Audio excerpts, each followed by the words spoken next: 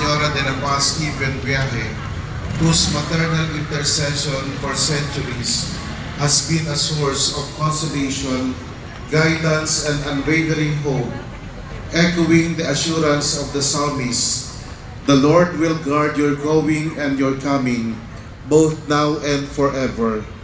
Psalm 121 verse 8.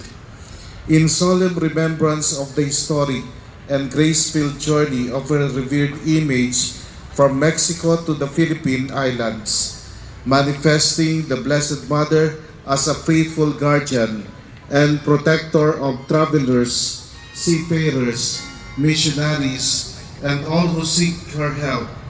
In the spirit of Mary, who faithfully kept watch with her Son, Mary treasured all these things and pondered them in her heart. Luke chapter 2, verse 19. And in deep gratitude for the transformation of Antipolo into a renowned national and international center of pilgrimage, where countless devotees ascend each year to offer prayer, supplication, and thanksgiving before her sacred image. United in the ancient invitation, let us go up to the house of the Lord. Psalm 122 verse 1.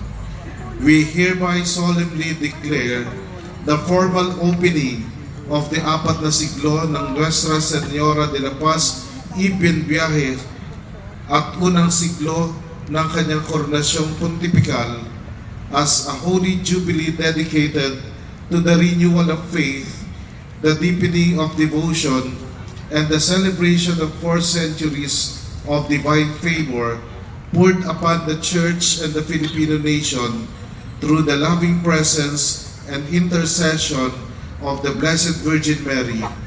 With her we proclaim, all generations will call me blessed, for the Almighty has done great things for me. Luke chapter 1 verses 48 to 49. During this sacred commemoration, all parishes, religious institutions, communities, and families of the faithful are earnestly exhorted to participate with zeal in the designated liturgical observances, catechetical initiatives, historical reflections, and charitable works honoring Our Lady of Peace on Good Voyage.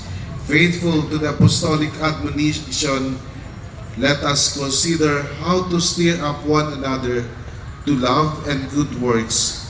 Hebrews chapter 10, verse 24. May this 4th century